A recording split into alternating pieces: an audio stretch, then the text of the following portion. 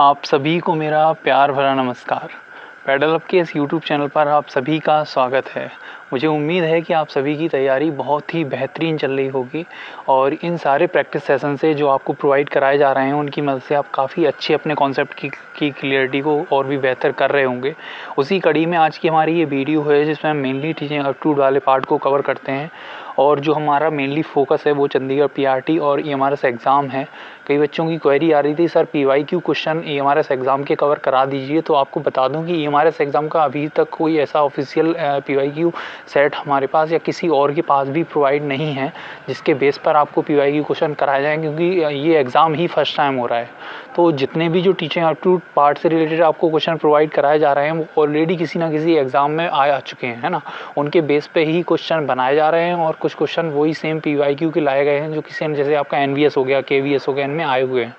तो आपको इनसे एक आइडिया लग जाएगा। बाकी मेन जो चीज़ है आपको वो है कॉन्सेप्ट की क्लियरिटी को होना, क्योंकि अगर कॉन्सेप्ट आपका क्लियर है तो क्वेश्चन चाहे इस तरीके से आ जाए या उनको घुमाव तरीके से आपसे पूछा जाए आप उनको आसानी से अटेम्प्ट कर लेंगे, है ना। तो आप ज़्यादातर फोकस करिए अपने कॉन्सेप्ट की क्लियरिटी को। पढ़ते हैं अपने आज के प्रैक्टिस सेशन की ओर। तो अगर उससे पहले आपने हमारे टेलीग्राम ग्रुप पर ज्वाइन नहीं किया है तो उनकी लिंक आपको नीचे डिस्क्रिप्शन बॉक्स में मिल जाएगी। तो बढ़ते हैं। आज का जो पहला क्वेश्चन है वो कहता है कि which of the following initiative has not been recommended by NEP 2020 in order to boost digital education. मतलब डिजिटल शिक्षा को बढ़ावा देने के लिए एनईपी के द्वारा किसको इनिशिएटिव को नहीं लाया गया है। ठीक है, pilot student for online education, digital infrastructure, training for incentives for teacher, single model of learning the concept. तो जो एनईपी 2020 है जो डिजिटल शिक्षा को बढ़ावा देने के लिए जिस चीज़ को बढ़ावा नहीं देती है, जिसकी अनुशंसा नहीं करती है, वो आपका है single model of learning the concept. क्योंकि उसने बात करी है कि आपको सिंगल मॉडल तो लिख के चलना ही नहीं है, क्योंकि मोस्ट ऑफ दी चीज़ों में जो एनसीपी ने कहा है वो आपको मल्टी डिसिप्लिनरी या लेके चलना है, मतलब इंटीग्रेटेड अप्रोच लेके चलनी है जिसमें आपके बाकी सब्जेक्टों को जोड़ के आगे बढ़ना है, बच्चे को चीज़ें सिखानी है। तो अगर बात करें सिंगल मॉडल की तो ये अपने आप में एक नेगेटिव है, इस हिसाब से हमारा सही ऑप्शन बन जाता है। पढ़ते हैं अगले क्वेश्चन की ओर कि what are the initiatives that will be undertaking to curtail the drop out in the school. मतलब जो ड्रॉप आउट को कम करने के लिए क्या पहल है आपको वो बतानी है। Providing effective and efficient infrastructure by tracking students as well as learning level, या बोथ या नन। तो इनमें से अगर बात करें कि ड्रॉप आउट रेट जो आपको देखने को मिलता है स्कूलों में, उसको कम करने के लिए आपको कहीं ना कहीं उन्हें बहुत बेहतरीन एक बुनियादी ढांचा प्रोवाइड करना पड़ेगा बच्चों के लिए। तो ये बात अपने आप में सही है। और दूसरा कह रहा है उन्हें आपको ट्रैक भी करना पड़ेगा। हाँ, तो ये बात अपने आप में बिल्कुल सही कहती है, क्योंकि बच्चे जो ड्रॉप आउट कर चुके हैं आप जब उन्हें शामिल करेंगे तो उन्हें ऑब्जर्व या ट्रैक करना ही पड़ेगा, क्योंकि आपको उनकी आखिर समस्या का समाधान करना है। तो उसके लिए आपको समस्या को जानना भी ज़रूरी है, क्योंकि जब वो किसी ना किसी तरीके से आप वापस से उन्हें एक स्कूली ढांचे में या स्कूली शिक्षा के मार्ग में वापस से लाएंगे तो उनको ट्रैक करना इसलिए ज़रूर बनेगा, क्योंकि आपको पता लगे कि आखिर जिन कमियों को लेकर वो गए थे वो वापस से वही कमियां तो उत्पन्न नहीं हो रही हैं, वही समस्या से वापस तो नहीं आ रही हैं। तो इस हिसाब से हमारा जो आंसर बनेगा वो बनेगा both A and B is the right answer of this question. बढ़ते हैं अगले क्वेश्चन की ओर कि which of the following is not a key step toward the promotion of Indian language, art and culture. मतलब भारतीय भाषाओं, कला या संस्कृति को बढ़ावा देने के लिए इनमें से आपको ये बताना कौन सा महत्वपूर्ण कदम नहीं है। यहाँ विशेष वर्ड आपको यहाँ जो ध्यान देना है वो है नहीं वाले पे। तो कौन सा नहीं है, ठीक है। Established of Indian institute of translation and interpretation, okay, ये बात सही। साहित्य और शास्त्रीय भाषाओं पर ध्यान केंद्रित करने के लिए कई विश्वविद्यालयों का निर्माण, सभी लोगों के लिए छात्रवृत्ति, भाषा साहित्य का अध्ययन करना, या भारतीय भाषा में दक्षता को बढ़ावा देने के लिए रोजगार। तो यहाँ अगर बात करें किसकी भारतीय कला या भारतीय भाषाओं को बढ़ावा देने के लिए नहीं सिफारिश की गई है, वो है आपका यूनिवर्सिटीज़ को बनाना, है ना। तो ये बात आपको ध्यान रखनी है, क्योंकि ये चीज़ जो गवर्नमेंट डॉक्यूमेंट्स हैं उनमें बोला गया है, तो ये इसका यही आंसर बनेगा। इसको आप एक तरीके से फैक्चुअल बेस आंसर भी कह सकते हैं। पढ़ते हैं अगले क्वेश्चन की ओर कि which of the following statement is और not the correct regarding new educational policy. मतलब कौन सा इसमें न्यू एजुकेशनल पॉलिसी के अनुसार करेक्ट नहीं बैठता है। पूर्व प्राथमिक विद्यालयों से कक्षा 12 तक की स्कूली शिक्षा के सभी स्तरों पर सार्वभौमिक पहुंच सुनिश्चित करना ये चीज़ है, या प्रारंभिक बचपन की देखभाल और शिक्षा के लिए 3 साल की उम्र होनी चाहिए, या मानव संसाधन विकास मंत्रालय को शिक्षा मंत्रालय के रूप में पुनः डिजाइन किया गया। तो इनको आपको ये ध्यान रखना है, इनका जो आंसर बनेगा वो आपका आंसर नन बनेगा। इसकी वजह ये है क्योंकि जो न्यू एजुकेशन पॉलिसी है उसमें आपको ये बात भी बोली गई है कि आपको प्राथमिक विद्यालय से कक्षा 12 तक का सार्वभौमिक शिक्षा देनी है। उसके बाद अगर ईसीसी की बात करें तो आपकी 3 साल की उम्र तक भी बोली गई है, ठीक है, जैसे आप प्री स्कूल में लेके भी चलते हैं। और एमएचआरडी का नाम बदल के एमओई मतलब मिनिस्ट्री ऑफ एजुकेशन भी रखा गया है। तो ये तीनों कथन अपने आप में सही बैठते हैं, बट हमें यहाँ जो आंसर टिक करना था वो नॉट वाला था, तो यहाँ हमारा जो सही आंसर बनेगा वो बनेगा नन, मतलब option number D.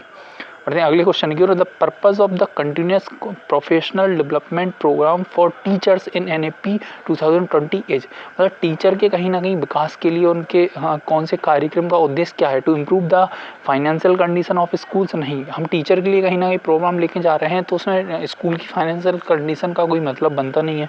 To collaborate with parents and other key stake holders, ये बात भी नहीं है क्योंकि ये कहीं ना कहीं स्टेक होल्डर की बात कर रही है। हमारा मेन फोकस है टीचर के प्रोफेशनल को कैसे डेवलप किया जाए, उसको कैसे ट्रेनिंग प्रोवाइड कराई जाए। टू पार्टिसिपेट 50 आवर और more per year covering leadership and management as well content and pedagogy. हाँ, तो टीचर को जब आप ट्रेनिंग देंगे तो मेनली जो टीचर को ट्रेनिंग दी जाती है वो पेडागोजी की दी जाती है, क्योंकि ये बताया जाता है उन ट्रेनिंग्स के माध्यम से कि आखिर आपको जो कंटेंट या जो विषय पढ़ाना है वो किस तरीके से आप बच्चे को पढ़ाएंगे जिससे बच्चे की ज़रूरतें पूरी हो पाएँ। तो यही हमारा जो सही आंसर बनेगा वो है ऑप्शन नंबर 3। और फोर्थ वाले को भी देख लेते हैं। तो फिजिकल स्ट्रक्चर की स्कूल की बात कर रहे हैं हम, यहाँ क्वेश्चन में टीचर ट्रेनिंग की बात पूछ रहे हैं और आंसर में फिजिकल स्ट्रक्चर बोल रहा है स्कूल का, तो ये तो अपने आप में बनेगा ही नहीं। बढ़ते हैं अगले क्वेश्चन की ओर। क्या early childhood care and education is a program which is focused on, मतलब जो ईसीसी की बात हम करते आए हैं वो किस पर मेनली फोकस है। वो फॉर्मल क्लासरूम अप्रोच पर है, teaching of 3R reading writing and numeracy पर है, स्कूल अचीवमेंट पे है, या holistic development of the child पे है। तो इसका आंसर आप सभी दे लेंगे क्योंकि आप इतनी कॉन्सेप्ट की क्लियरिटी आप सभी की इन क्वेश्चनों के माध्यम से हो गई हो, और मैं यही उम्मीद करता हूँ कि हो भी गई होगी। तो ये आपका SW है। बढ़ते हैं अगले क्वेश्चन की ओर। तो अगला क्वेश्चन कहता है कि परख मीन्स, आपको ये बताना है कि परख का फुल फॉर्म क्या है, ठीक है। तो ये क्वेश्चन एक फैक्चुअल बेस्ड क्वेश्चन है, उसके बारे में हमने काफ़ी बार डिस्कस कर लिया है कि परख का क्या फुल फॉर्म है। तो इसका आंसर भी आप एज अ होमवर्क देंगे, और ये जो होमवर्क मैं आपको देखता हूँ उम्मीद मतलब आप कोशिश करिएगा कि इनको कमेंट बॉक्स में हमें लिख के भेजा करिए, क्योंकि अब आप लिखेंगे तो आपका कहीं ना कहीं दिमाग भी उस चीज़ को सोचने के लिए मजबूर होगा, और जब वो सोचने के लिए मजबूर होगा तो वो ज़्यादा लंबे समय तक आपके जहन में वो चीज़ रहेगी, है ना। बढ़ते हैं अगले क्वेश्चन की ओर कि choose the pedagogical approach proposed in experimental learning under NEP 2020, मतलब एक्सपेरिमेंटल लर्निंग के लिए NEP में किस चीज़ को दृष्टिकोण को चुनने की बात कही है। आर्ट इंटीग्रेटेड, स्पोर्ट इंटीग्रेटेड, या स्टोरी टेलिंग, या सभी। तो आपको जानने की खुशी होगी कि आपका आंसर यहाँ सही है, और वो है 4th वन यानी सभी। बढ़ते हैं अगले क्वेश्चन की ओर कि when a teacher sets are task that is above the students current ability level she is likely to, मतलब एक टीचर क्या कर रहा है, टास्क को सेट कर रहा है बच्चे के लिए, लेकिन वो जो टास्क है वो उसके करंट एबिलिटी लेवल से ऊपर के टास्क हैं। तो आपको ये बताना है इन चारों में से उस हिसाब से कौन सी चीज़ सही होगी। रिपीट करना पड़ेगा उससे कंटेंट को बार बार। अब जब उसके टास्क उसके एबिलिटी लेवल से ऊपर है तो रिपीट करने का कोई मतलब बनता नहीं है। क्रिएट अ कम्युनिकेशन बैरियर, हाँ ये हो सकता है कि जब उसके एबिलिटी से ऊपर टास्क देगा तो ये कम्युनिकेशन का जो बैरियर के रूप में सामने आएगा, है ना।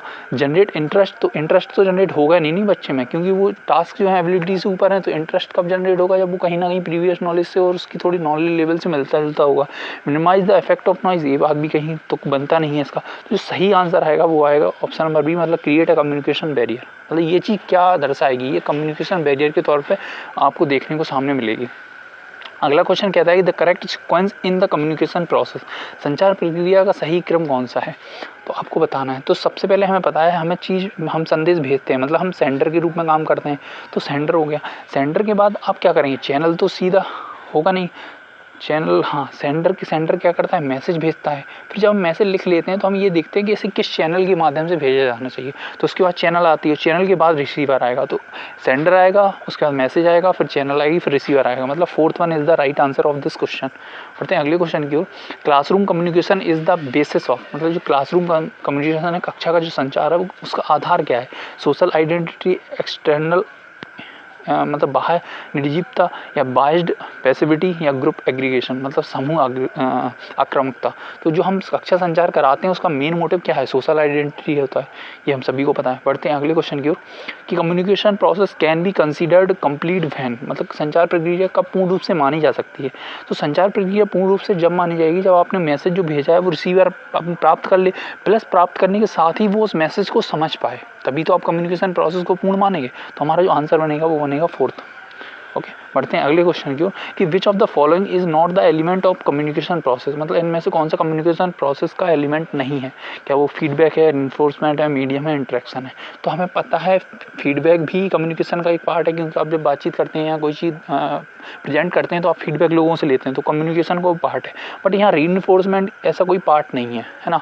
आपका मीडियम किस माध्यम से आप कम्युनिकेशन कर रहे हैं या इंटरेक्शन किससे आप इंटरेक्शन कर रहे हैं, ये सारी चीज़ें मैटर करती हैं, बट रीइंफोर्समेंट यहाँ मैटर नहीं करेगी। अगला क्वेश्चन कहता है विच of the following is not a part of students grouping, मतलब जो हम बच्चों के समूह बनाते हैं वो कुछ टाइप्स होते हैं, तो इनमें से कौन सा ऐसा टाइप है जो स्टूडेंट के ग्रुपिंग में शामिल नहीं हुआ। ग्रुपिंग बाय एबिलिटी मतलब क्षमता के आधार पर ग्रुप बनाना, मतलब चॉइस पसंद के आधार पर ग्रुप बनाना, या उनकी रुचि के आधार पर ग्रुप बनाना, या धर्म के आधार पर ग्रुप बनाना। तो जो ऊपर के 3 दिख रहे हैं उनके आधार पर हम बच्चों के ग्रुप बना सकते हैं, बट रिलीजन का यहाँ कोई मेन मोटिव समझ में नहीं आता है कि आप धर्म के आधार पर ग्रुप बनाएंगे। ये अपने आप में नकारात्मक बात है और निगेटिव साउंड भी करती है, इसलिए यही हमारा सही आंसर बन जाएगा। आई होप आपको समझ में आ गया होगा। तो ये थे आज के बेहतरीन क्वेश्चन। मैं उम्मीद करता हूँ आपको क्वेश्चनों की प्रैक्टिस के माध्यम से अच्छा लग रहा होगा, आपके कॉन्सेप्ट बेहतर हो रहे होंगे। तो मिलते हैं अगले प्रैक्टिस सेशन के लिए, तब तक आप ये कुछ प्लेलिस्ट में आपको प्रैक्टिस सेशन मिल जाएंगे, आप इनसे अपने कॉन्सेप्ट क्लियर कर सकते हैं। अब मिलते हैं नेक्स्ट वीडियो के साथ, तब तक के लिए टेक केयर, बाय बाय।